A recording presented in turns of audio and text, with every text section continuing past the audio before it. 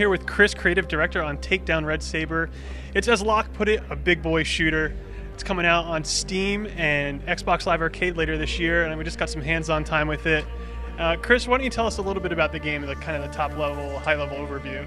Yeah, well, really this game is kind of the spiritual successor from those shooters that we remember from a few years ago. They're really tactical, lethal, replayable, non-linear, with realistic weapons handling, and games that don't really kind of, like I said, I don't think I said big boy shooter, but games that don't handhold.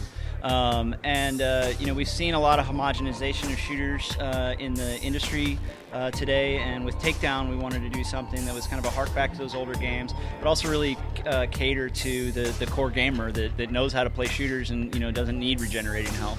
Yeah. I mean, I've played the Rainbow Six series since the beginning, and this is definitely going to remind you of those old school Rainbow Six games. I mean, you get shot, you're dead. There's, where did I get shot from? Oh my God, panic, pandemonium. So you kind of mentioned the weapons system. It's pretty realistic. One of the cool things you showed was, if you have a longer barrel weapon and you go up to a wall for cover, you're going to have to bring that gun up sooner than you would if you had a shorter barrel weapon. So that's pretty unique. I don't know if we've seen that in a game before.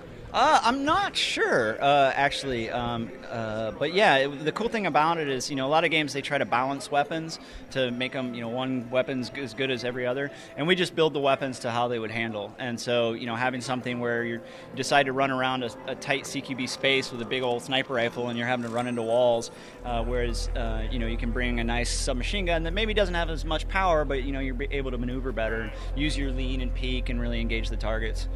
So you told us 6-player co-op, online, obviously, and there's how many maps?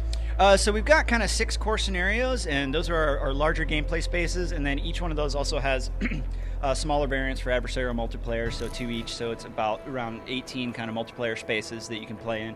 And then we support multiple game modes on each space, both on co-op and adversarial. Yeah. You said that there's a terrorist hunt mode, so if you just want to fill the level up with kind of random baddies, go through and clear it, you can do that, so that's pretty cool. And there's also, each scenario has its own kind of story, but there's not a big overarching story, anything like that. Yeah, we're really scenario focused, so you're playing as a PMC, Red Sabre, that's where the name comes from, and each employer has different objectives, and so on one mission you may be rescuing hostages from a cargo ship, the other mission you may be assassinating someone, or even destroying a facility or things like that. And then we also like a lot of replayability and randomness within the scenarios and the spaces, and so guys don't all start in the same locations, patrols are randomized, objectives are changed and randomized, so it's really fun, especially in co-op. You get together with your 4 friends, it's not going to be the same every time, you really got to work together, it's not just a long corridor that you're running down just mowing down dudes. And I think it makes for a really fun cooperative experience. Yeah, I got to play in there with some of your team, I guess it was, right? And we had some trouble even. Snipers weren't where they were before and getting taken down, so it's good fun. I think that's probably about it. So Chris, thank you. Looking forward to it. So that's Takedown Red Sabre, out later this year on Steam and Xbox Live Arcade.